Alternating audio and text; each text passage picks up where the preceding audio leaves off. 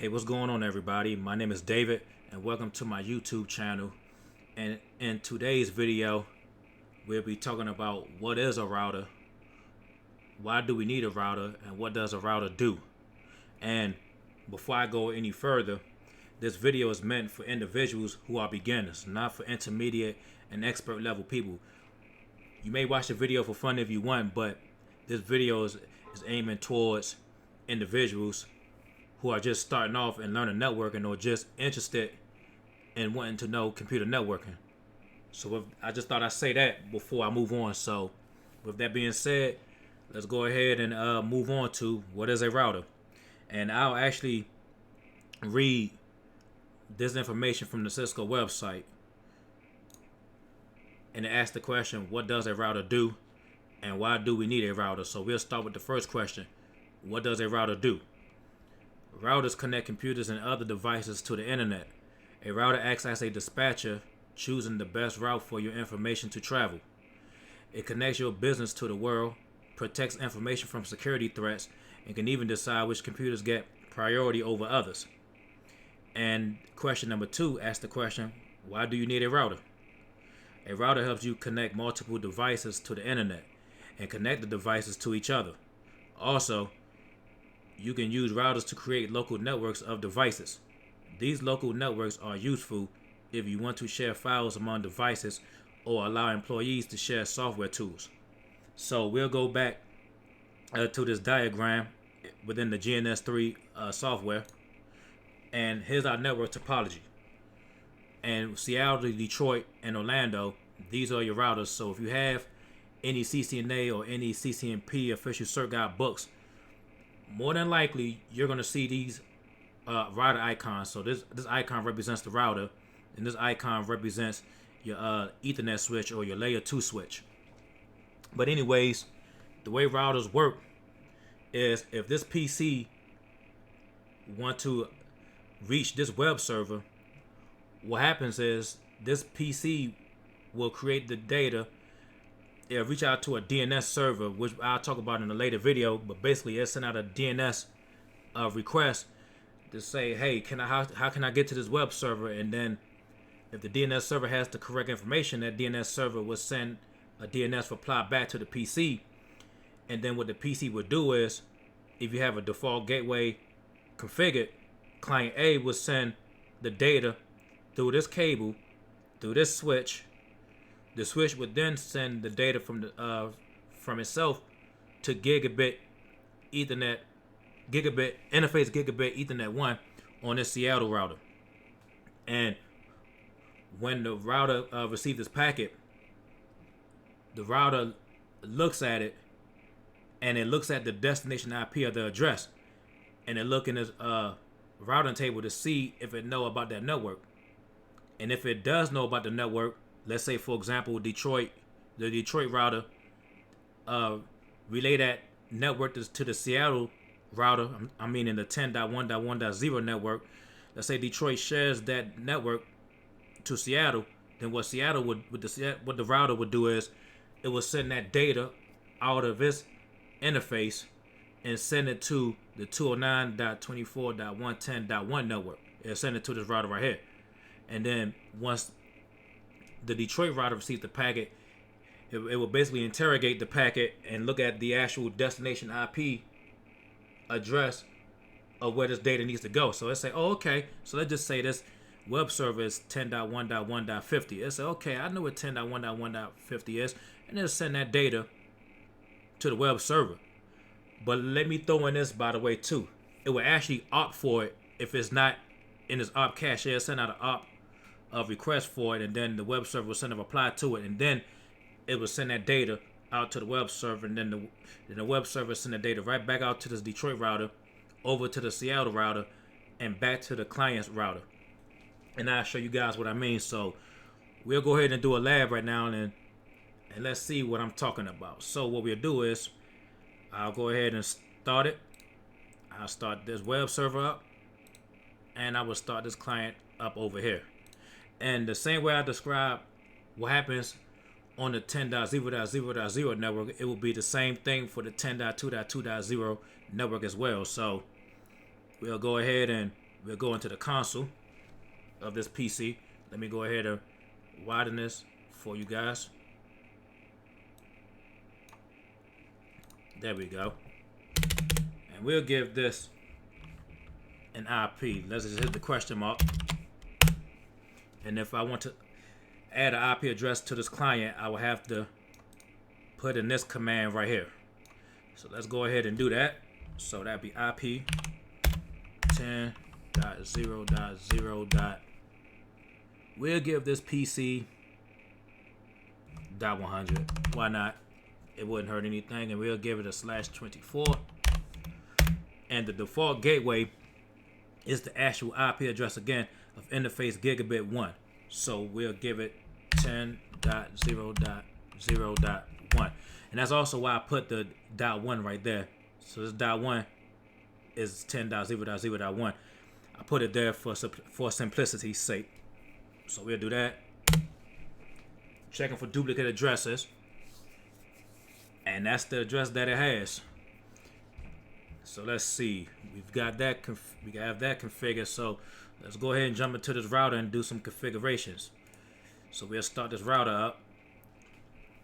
And guys, this is the GNS3 network simulator. It's a very good simulator for those who want to take their CCNA or CCNP certifications. Or if you're starting off and you want to take your CCNA, I don't know how your budget look, but if you want a free network tool that'll help you out a lot, you can also use Cisco Packet Tracer because it's free. If you want the Cisco Virl images, you have to go to virl.cisco.com and you actually have to buy the actual iOS images. I think it's like $200. Yeah, like $200. So what we'll do is we'll go to console. And let's see. So it's going to take a little time to boot up. So what we'll do is we'll come to this web server and we'll go to console. And we'll give it an IP address as well. And I actually minimize this so I can look at my notes. Slide this over here a little bit. Just come on, don't do that to me. Now GNS3 want to act like this because I'm recording. If I wasn't recording, everything will be all good.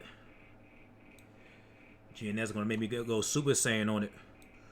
Okay, so what we'll do is we'll give this web server an IP address. And we'll give it the IP address of, let's see, we'll give it the IP address of 10.1.1.150 /24, and we'll give it the default gateway of 10.1.1.1. Let's see, because that is the default gateway, so we'll give it 10.1.1.1. And let me go back to the client PC just to make sure everything is right on my end. And it is. So the web server is good to go. Let me actually save this.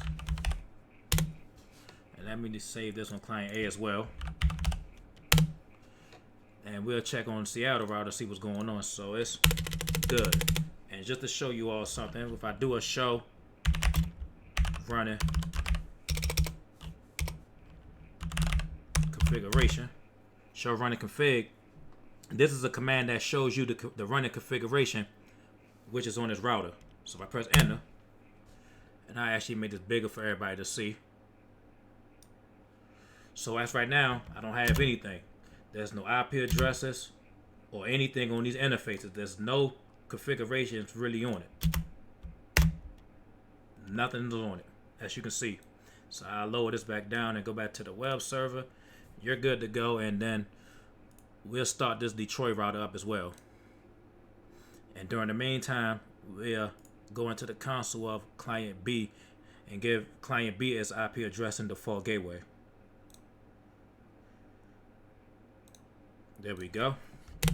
So it'd be IP 10.2.2. Why not just give you 50 with a /24 mask?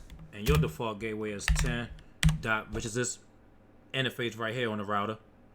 Gig 03's interface, that's the PC's default gateway, is interface gig 03. So that is 10.2.2.0. I mean, sorry about that, .1. And there we have it. So I'll go ahead and save it.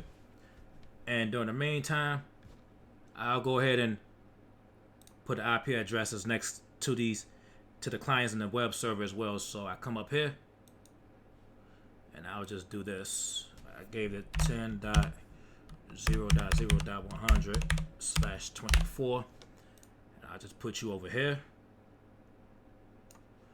And then I'll repeat it. So I give you 10.1.1. Let's see, what did I get as web server? 10.150, okay.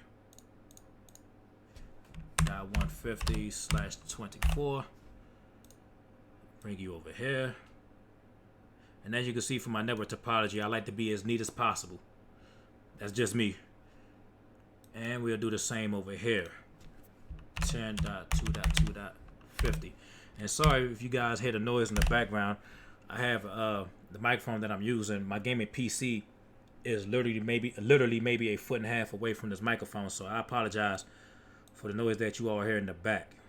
So, all right. So let's actually pull this back up and let's check on the Detroit router. Let's see where it's at. Okay. All right. It's the same thing with the Detroit router. I don't have any configs on this router. I won't do the show running config, but I'll let you guys at least see that I don't have any IP addresses on this Detroit router as well. So I'll do a command show IP interface brief. And as you can see, nothing has been assigned anything. So I'll go ahead and minimize this, and I'll go ahead and start the Orlando router up. And we'll go to console and see what happens. So while this is booting up, I'll show you all what I mean. If this PC want to send data to this web server, and we'll do a ping to see if I can actually ping it. But I can tell you this now, I won't be able to ping it at all. And why is the question. Why can I not ping this web server? Let's see if it actually goes through. So ping 10.1.1.150. Let's see what happens. Host not reachable. And the reason why the host is not reachable, because the router does not know how to get to that network, let alone the interfaces on a Seattle router. I don't have any IP addresses configured. And even if I did, this router do not have a clue on how to get the 10.1.1.0 network. So with that being said, while Orlando's booting up, let's actually go ahead and configure the router itself. Get out of here right quick. And instead of me actually going to conft and interface, blah, blah, blah, we're not going to do that. I actually do that in other upcoming videos, but for now, I have the configuration already pre-configured for each router, for the Seattle router, for the Detroit router, and for the Orlando router. So all I have to do is just copy and paste everything in, and we'll see how everything works out. So let's go ahead and do that. So I'll copy this. As a matter of fact, before I copy, I'll actually explain what these commands do. So the conft gets you to global configuration mode. The host Seattle is just you giving the router its name. You giving the router a name. So I chosen to give it the name Seattle because it's the Seattle router. No IP domain lookup. It's a command where, let's say you meant to type conft, but you accidentally put conft x or whatnot by mistake. Instead of the router actually going through the domain name to try to find the name of that command, and you may be waiting, 30 seconds, let's say to a minute or whatnot, before you can finally go back to doing your commands, I just use this command to turn it off. So if I actually do make a typo, I don't have to worry about waiting. The routing protocol that we are running is EIGRP, which is a dynamic protocol that the routers will learn about the networks dynamically instead of you going into each router and manually configuring. And that's what you would call static IP. That would be static routes. EIGRP router ID is just giving it the router the identification of the router, which is for Seattle 192.168.1.1. Your no auto summary command is for EIGRP when you want to run classless networks. Let's say, for example, the 209.24.110.0, because of the class C, it will have revert this to a /24, but that's not what I want. So I made sure I turn off no auto summary. And here's the network of 10.0.0.1, which is this network right here. As a matter of fact, let me actually go back, because it actually should be a .0 and not .1. That's the actual IP address of the route itself. So 10.0.0.0 network 209.24.110.0 is this network right here between Seattle and Detroit, and it's a /30, and this actually is the wildcard mask of 0.0.0.3 and 0.0.0.255. Those are wildcard masks. Exit, I'm obviously leaving the router configuration mode. And here's the interface, the IP address of the interface, the wildcard mask of the interface, and the same applies. The interface, the IP address, and not the wildcard mask, but the subnet mask. And here I am about to exit, and then I do the interface range command. So instead of me just going to, for example, like this one, how I had to type in interface gig 00, type in your IP address and your subnet mask, and then you have to turn around and retype it. The interface range, it will allow you to just actually, no, let me take that back. The interface range is the command where I can do a no shut instead of me going under each individual interface to press no shut. I can just do gig 0 and gig 01 and do a no shut, and it will actually bring those interfaces up simultaneously. That's what I meant to say. So let's go ahead and copy and paste our configuration into this router and see what happens. We'll stop right here, and then I'll come back for this. So I'll go ahead and copy this. Copy. And let me go to the Orlando router and press enter right there, and then we'll go to Seattle. Let me get out of here and then go back to privilege mode. And let's go ahead and copy. And boom, everything went through, because if it didn't, trust me, you would have known if something didn't go through. And I'll show you what I mean. You would have received this type of message if something was off. And I didn't, as you can see, so everything went through.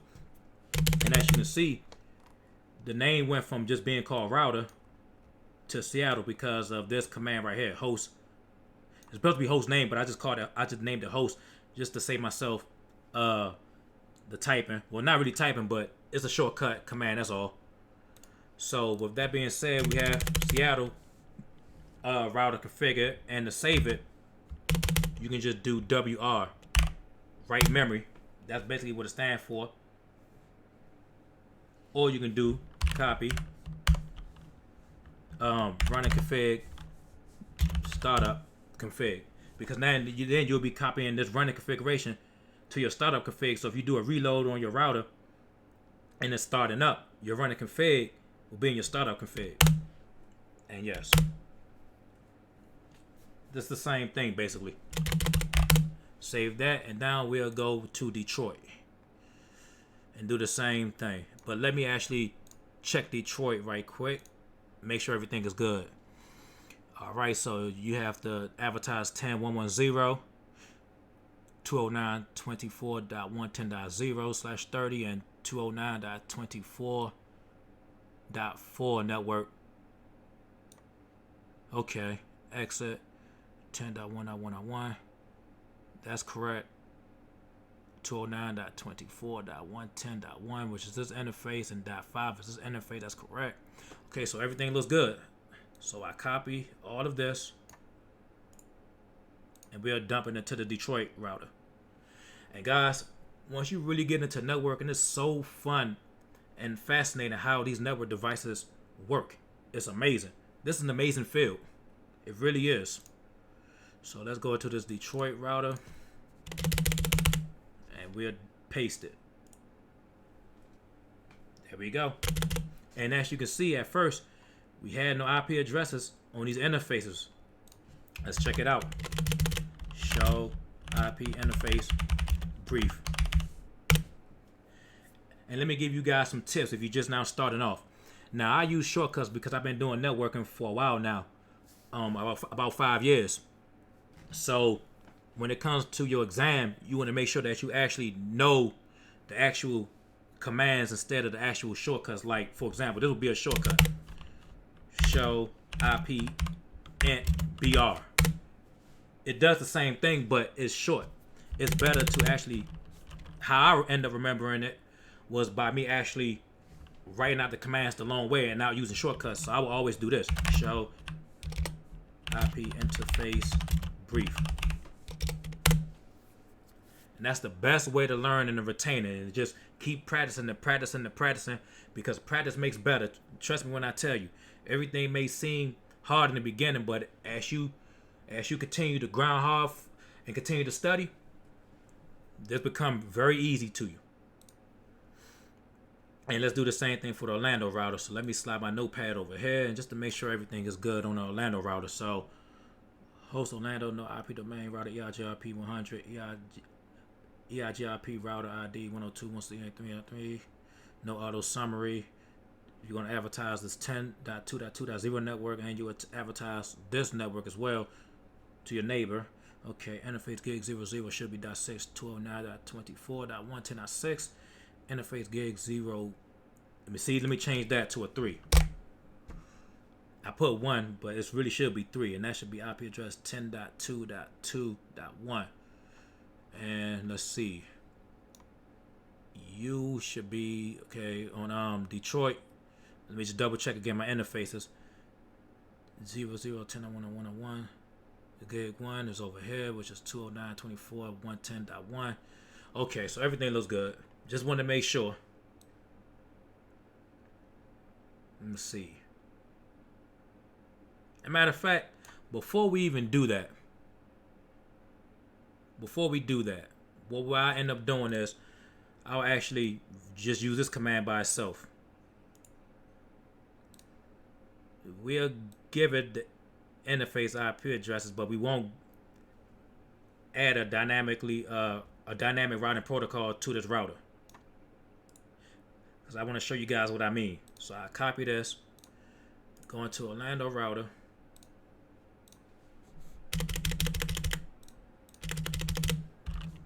T,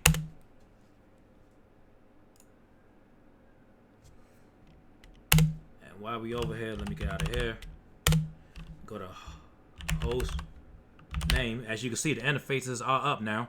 The line protocol is up, and the state is up. So we'll call you Orlando. No IP domain. Look up. All right. So let's actually see. Can client B ping its default gateway? So I come over here, back to console, to client B, and I'll actually lower this.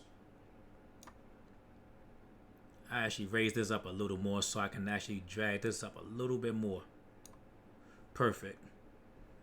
And let's see. Ping is the default gateway of 10.2.2.1. If I get any replies back, that is good. There we go. The pings went through, which is perfect. And this timeout came from an op. So it sent out an op broadcast, and this router responded back to this PC. That's why it's timed out, because if I ping it again, it knows it. There's no more drops. And it would be the same thing if I run the same ping command on client A as well as the web server over here. So let's see. Let us go back to our Seattle router right quick. Pull up Notepad. And what we'll do is just do interface range, no shut and exit.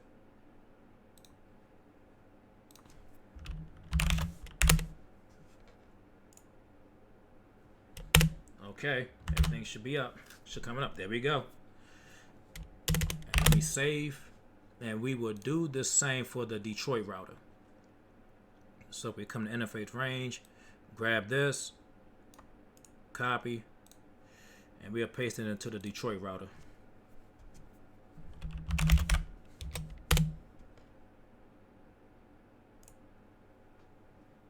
All right. Let's see if we should get EIGRP neighbors. See, there we go. EIGRP neighbor change.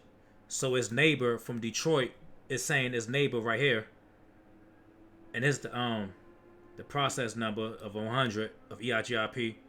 And the neighbor of Detroit neighbor is 209.24.110.2, which is Seattle's gigabit 00 interface. So we have an adjacency, and it learned about its neighbor. Is saying it learned about the 209.24.110.2 IP address from gigabit 01 on its router. So Detroit learned about this interface IP address from its interface of gig 01. And we can also use a verification command, which is show IP EIGRP neighbors. And as you can see, that's my neighbor, Seattle. I learned it off of gigabit interface gigabit 01. The uptime I can talk. The uptime that it was neighbors was 56 seconds. And if I run this command again, you should see that number go up. Now it's 1 minute and 14 seconds. So let's see here. You can also use this command as well, show IP protocols. And that goes to show you that we are indeed running EIGRP, which is right here. Routing protocol is EIGRP 100. And the K values. Now I'll talk about all of this type of stuff in a later video. But anyways, let's get back to it. So we can go ahead and get rid of this for now. And I'll raise this up a little bit more. And if we go to the Seattle router, it's the same thing. We run the show IP EIGRP neighbors command. And this neighbor is 209.24.110.1, which is right here. And it learned about that network, about that neighbor through its gigabit 0/0 network right here. And let's do a show IP route. This will actually show the routing table of the router itself. And there we have it.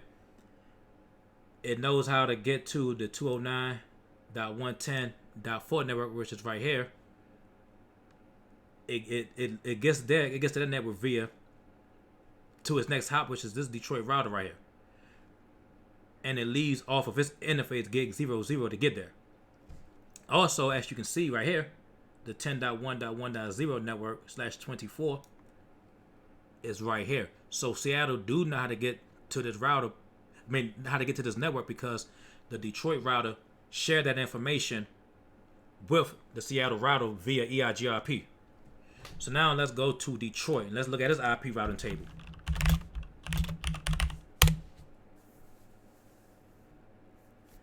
And of course, it know about the 10.0.0.0 network.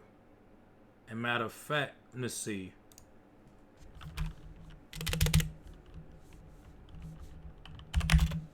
Oh, I'm under the wrong router. Sorry about that. So I was wondering, like, the Orlando router shit. No, I didn't mean to go to the Detroit router. Sorry, guys. I meant to go to the Orlando router and look at this routing table. I mean, I know Detroit knows about how to get to the 10.0.0.0 network. The Orlando router, it shouldn't know.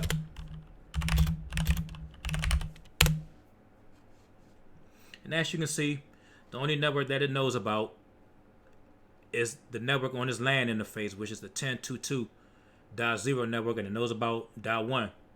It does not know anything about this network of 10.1.1.150. Let's try to ping from the router and let's see if it actually works.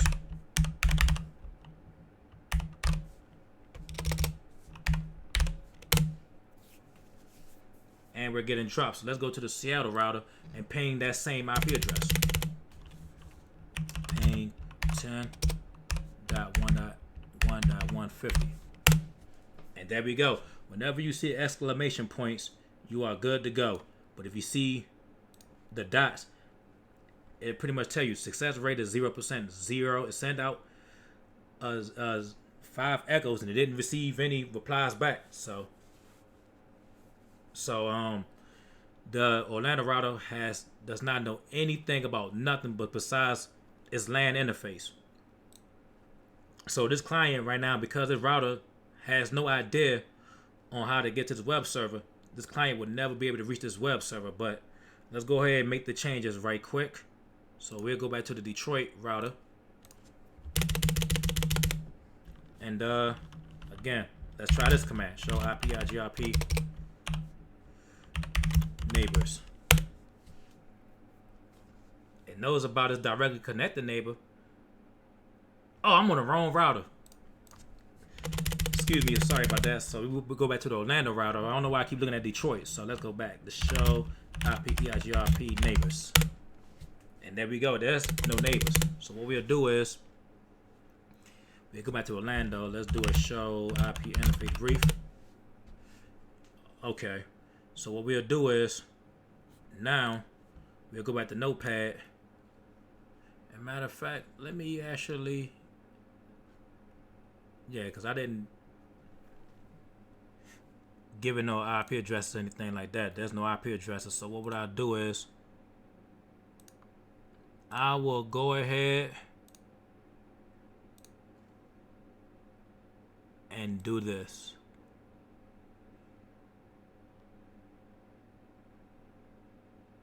We'll do this, copy, and we'll paste all this stuff in. As a matter of fact, let me see. Okay. All right.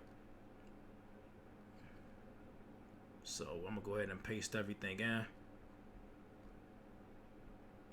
We'll copy this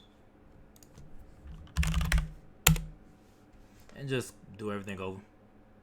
And see, we detected something because I was already in global configuration mode. That's the error message I was telling you about. So you don't have to worry about that. All right, it says bad mask for 209. 209. Oh, that because this error message, the bad mask, came from the fact that this should be a wildcard mask. Not a wildcard mask, but a subnet instead of a wildcard mask. So we'll change that.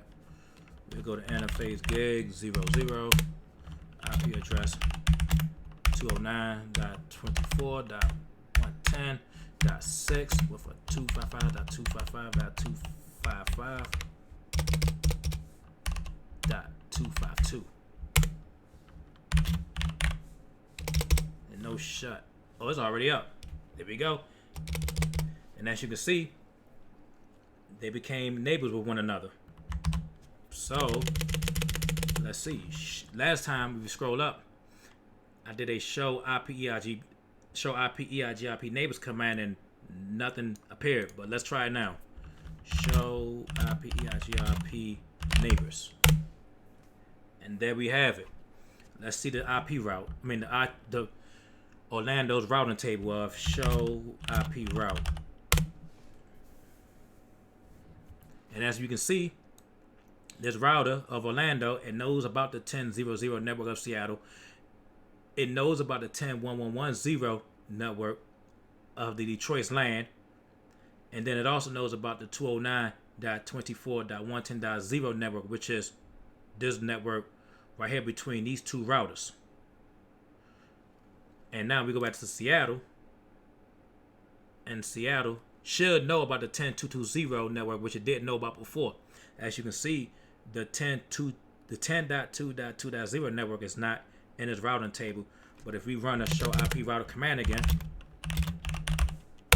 it should know about it. And there we have it. And to get to the 10.2.2.0 network, it leaves out the interface of gig 00 with the IP address of where we at 209.24.110.1, which is the next hop address. In other words, the next hop is basically the next router, the router's interface IP address, which is gigabit 01 on Detroit router. So let's see if both the clients can now ping the server. So we'll go back to client A, and we'll ping 10.1.1.150. That's the first time out from the up that I told you guys about a few minutes ago. And if I ping it again, we get in all replies back. That's what you want to see. You really want to see the replies, because if you don't, then it's something along the lines where the router does not know how to get to, or it could be a interface down or something like that. So that'd be something that you have to look into, which is part of your that'd be part of your troubleshooting. Alrighty, so let's see. We ping the server. Let's see from client B if I can ping client A. So we're ping 10.0.0.100 and see what happens. And there we have it. We're getting replies back. That's what you wanted to see. You want to see that. Once you get replies back, you are A-OK. And it's another good useful diagnostic command to use is a trace route. So let's trace route that network 10.0.0.100. So that command is trace 10.0.0.100. So what this command is telling you is, okay, my first hop, which is right here, is 10.2.2.1, which is its default gateway. That what it's using to get off of his network, to get off of his LAN. Now the next hop is hop number 2 is 209.24.110.1.5, which is Detroit's gigabit 0/2 interface. That's the next hop. The third hop is 209.24.110.2, which is Seattle's WAN interface of gig 0/0. And then lastly, it is 10.0.0.100, which is client A. So that's just pretty much a brief overview of how routers work. And I will be discussing in other videos about static routes, dynamically learn how routers can dynamically learn about routes like we just seen. And I'll actually do a breakdown of that. I'll be doing videos from CCNA to CCNP levels. So these labs will be fun. And yeah, that's pretty much about it. And that's a basic overview of how routers, they're able to forward traffic. They forward traffic via the destination IP address of the device it's going to. So like again, for an example, when a router look at the destination IP and it says, okay, I see he wants to get the 10.2.2.50 network, and it has this routing table. Well, for me to get to the 10.2 network, I have to go through the next hop of this over here. So it's going to send that data across this interface over to this router, and then the Detroit router is going to do the same exact thing. It's going to go to Orlando. Orlando going to investigate. Oh, it's on my LAN interface, and then they're going to send it off to client B. So that's how it works. So with that being said, guys, I hope you all enjoyed this video. I try to make the video in under 15 minutes, but I can honestly tell that it's not. So, you know, I love networking. And like I said, networking is a very awesome field. If you're interested in learning networking, please just do some research on it. Just do a brief overview research on it. Just go to google.com and just type in, you know, Cisco network engineering or whatnot, and you will have an abundance of information that Cisco website will teach you. And once you've done your research, then the next step will be to go for that good old, start studying for the good old CCNA certification. And you also have YouTube videos that you can check out as well too. So like I said again, guys, I'll be posting videos. I'm gonna try to do it on a daily basis because I work a full-time job. So I'll try to post some videos maybe once or twice out the week, or maybe 2 to 3 times a week, depending on how my schedule is, but at least 2 times a week. So guys, thank you for watching this video. If you like what you've seen, please leave a like, subscribe to my channel, and like I said, I have more videos that come in the making. I have more videos lined up, so you guys be on the lookout for that. And with that being said, I'm about to go ahead and log out, and I'll see you guys in the next video. Peace.